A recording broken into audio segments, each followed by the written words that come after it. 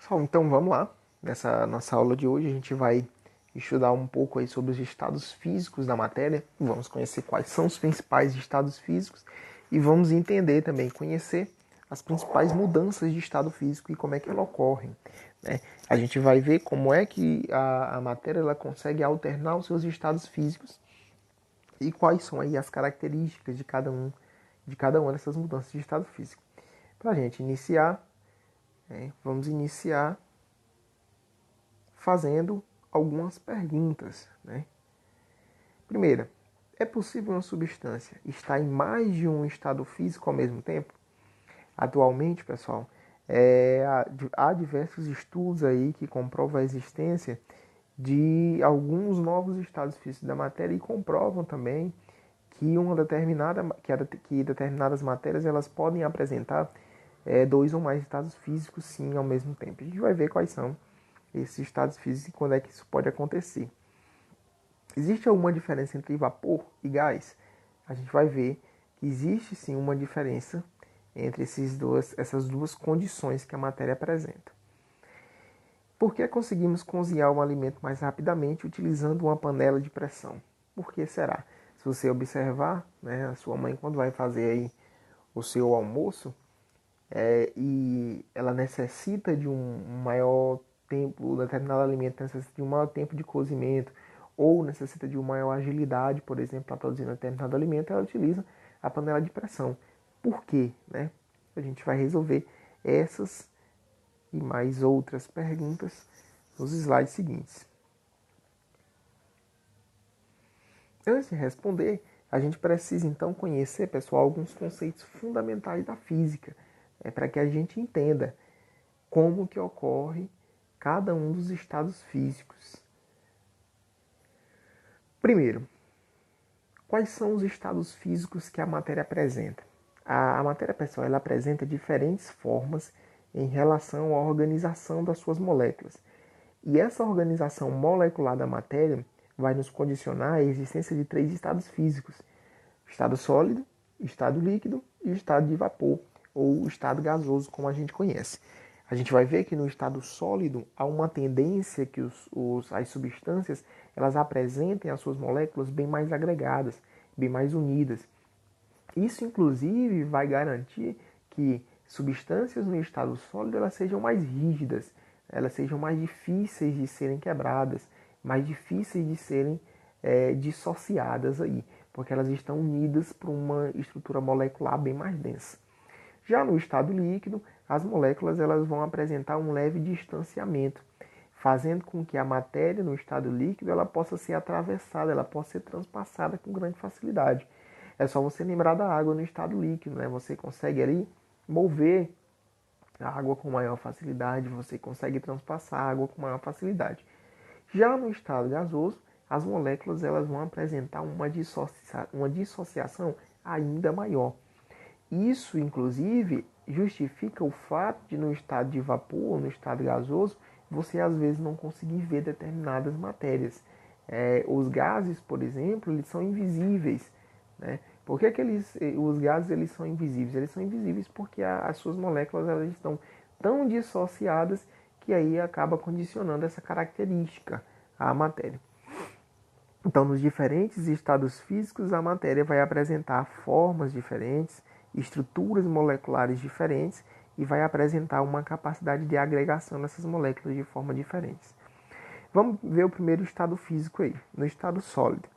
No estado sólido, as moléculas, como eu falei, elas vão estar bem mais unidas, elas vão estar bem mais próximas umas das outras, fazendo então com que haja uma maior rigidez, né, nas substâncias, nos corpos que apresentam-se nesse estado, tá certo? Elas vão apresentar, as substâncias vão apresentar nesse estado forma e volume fixo, né, além de serem bastante resistentes. A força de atração aqui das moléculas aqui no estado sólido é bem maior do que a força de repulsão entre as moléculas. Isso faz então com que haja essa maior resistência. A gente tem como exemplo aí a bola de bilhar que a gente consegue observar aí na imagem ao lado direito. Quando colocada aí em qualquer tipo de recipiente, ela não vai tomar a forma do recipiente. Isso porque ela apresenta a sua forma fixa e o seu volume também definido. E esse volume ele não consegue variar, ele não consegue ser diminuído, tá certo? No estado de vapor, né? Quais são as características das moléculas no estado de vapor? No estado de vapor, pessoal, as partículas, as moléculas que compõem a matéria, elas apresentam uma grande dinâmica, uma grande movimentação, uma grande agitação. E essas moléculas elas estão bastante afastadas. Há um grande distanciamento entre as moléculas no estado de vapor ou no estado gasoso. E isso acontece porque a força de atração é menor que a força de repulsão entre as moléculas. Ou seja, as moléculas elas tendem a se repulsar com maior facilidade, a se distanciar com maior facilidade. Isso faz então com que os gases eles não consigam ser visualizados com grande facilidade. O oxigênio, por exemplo, né, ele pode ser comprimido dentro de um cilindro, fazendo com que esse cilindro ele tome uma determinada forma, fazendo com que esse gás dentro desse cilindro tome uma determinada forma. Então, uma das características no estado gasoso, diferente do estado sólido, é que a matéria ela apresenta a capacidade de variar o seu volume e a sua forma.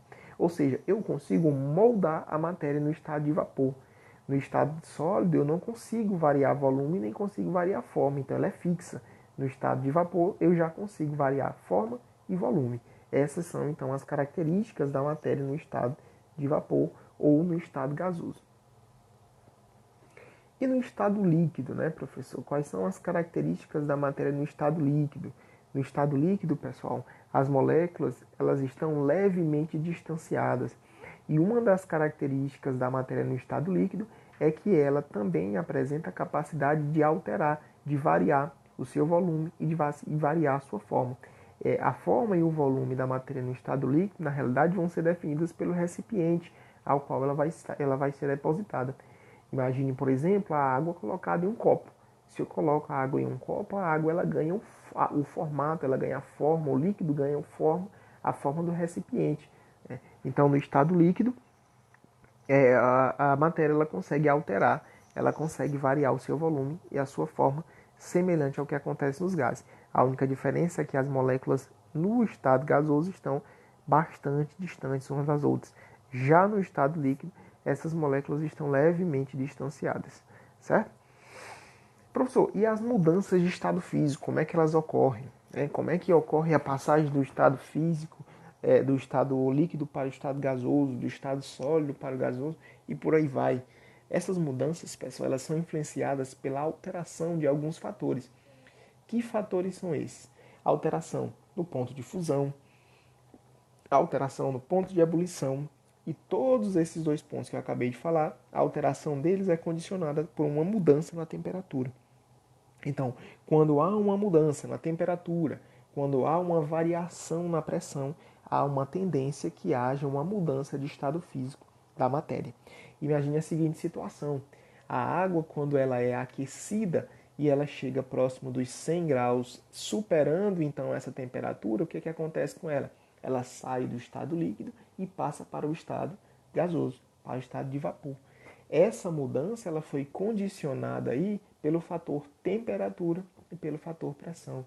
Quando há o aumento de temperatura, então eu consigo fazer com que a água, que é um tipo de matéria, mude de estado físico, tá certo? Então todas as mudanças de estado físico, elas serão condicionadas, elas irão ocorrer justamente por uma alteração desses fatores.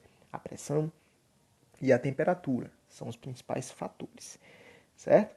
E aí essas mudanças, pessoal, elas vão ser originadas justamente no momento em que ocorrer a variação, né, desses fatores.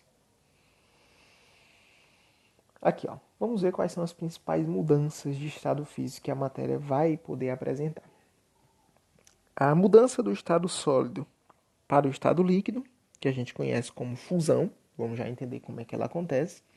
Do estado líquido para o sólido, que a gente conhece como solidificação. Do estado líquido para o gasoso, que a gente conhece como vaporização. Do estado gasoso para o estado líquido, que a gente conhece como condensação ou liquefação. do estado gasoso para o sólido ou do sólido para o gasoso, que a gente conhece como sublimação. Observe, pessoal, que as mudanças de estado, do estado sólido para o estado líquido e do líquido para o gasoso, são alterações que tendem a absorver calor. E as mudanças que ocorrem do estado gasoso para o líquido e do líquido para o sólido são mudanças que tendem a transferir, a perder calor. Essas mudanças, essas alterações, essas transformações, onde ocorre a absorção de calor, ou seja, o ganho de calor, a gente chama ela de transformações endotérmicas. Sempre que um corpo ele sofre alterações pelo ganho de calor, quando ele aumenta a sua temperatura, a gente chama essa transformação de transformação endotérmica. Sempre que um corpo ele sofre uma transformação, ele sofre uma alteração, ele sofre uma mudança pela perda de calor, pela liberação de calor, a gente chama essa transformação ou essa mudança de mudança exotérmica. Então, liberou calor, perdeu calor, exotérmica. A transformação é exotérmica. Ganhou calor, necessitou ganhar calor para que ocorra. Aí a mudança já vai ser endotérmica. Imagine, por exemplo, o derretimento do gelo. O gelo está no estado sólido, quando derrete ele vai para o estado líquido. Quando que isso acontece? A passagem do estado sólido para o estado líquido. Ela acontece justamente quando o gelo absorve calor. Ao absorver calor, ocorre uma transformação endotérmica e há a passagem, né, do estado sólido para o estado líquido. Há uma diminuição da temperatura, passando então do estado sólido para o estado líquido. Certo? Características. Quais são as características que são ditas importantes que a gente precisa conhecer para que ocorra uma alteração no estado físico da matéria? Falei para vocês agora há pouco que a alteração da temperatura e da pressão são dois fatores, né, que fazem com que ocorra a mudança de estado físico. Professor, mas essa alteração de temperatura, quando que ela acontece? A temperatura, pessoal, ela pode se elevar ou ela pode ser reduzida, fazendo com que haja mudança de estado físico na matéria. Quais são essas principais alterações? A gente tem o ponto de fusão, ou ponto de solidificação, né? O ponto de fusão ele é justamente a temperatura em que uma substância ela muda do estado sólido para o estado líquido. A água, por exemplo, ela apresenta um ponto de fusão 0 graus.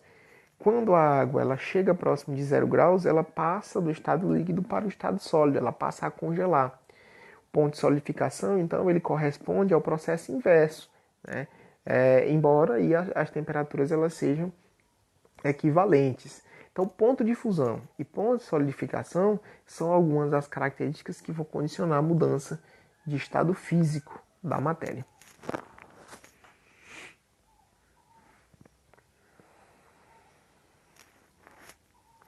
E o estado líquido, né? O estado líquido, durante a ocorrência dessa fase, ocorre aí quando as moléculas elas já estão um pouco mais dispersas, como a gente viu agora há pouco. Substâncias que estão no estado líquido, elas vão ter volume fixo, porém a forma pode variar, né? O volume aí só irá variar, por exemplo, quando ocorrer uma mudança de estado, né? De estado físico. Um exemplo para vocês, se você pegar um copo de água, 100 ml de água, por exemplo, você coloca para congelar, você observa que quando essa água congela, há uma certa elevação do volume. Por que que há uma elevação do volume? Há uma tendência de quando a matéria ela passa do estado líquido para o gasoso, que ela aumente um pouco seu volume.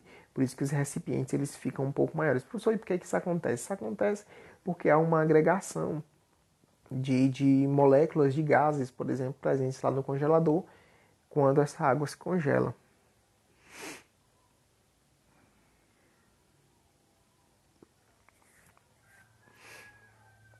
Outra característica, né, o ponto de ebulição. O ponto de ebulição também é um dos pontos, um dos fatores que vai fazer com que haja alteração na mudança de estado, uma alteração e a mudança de estado físico. O ponto de ebulição ele ocorre quando a temperatura de uma substância faz com que ela, ao se elevar, mude do estado líquido para o estado de vapor. Na água, por exemplo, o ponto de ebulição é 100 graus. Quando a água chega próximo dos 100 graus, há uma tendência que ela saia do estado líquido para o estado gasoso. ponto de liquefação ou de condensação é correspondente justamente ao inverso do ponto de ebulição, embora as temperaturas também sejam equivalentes. Então, ponto de ebulição, temperatura, né, em que uma substância muda do estado líquido para o estado gasoso. Então, pessoal, essas aí são algumas das principais características. Esses são os estados físicos que a matéria apresenta e essas são suas devidas características. Na nossa próxima aula a gente vai continuar vendo aí algumas das mudanças de estado físico e vai conhecer algumas características da matéria quando ela altera o seu estado físico.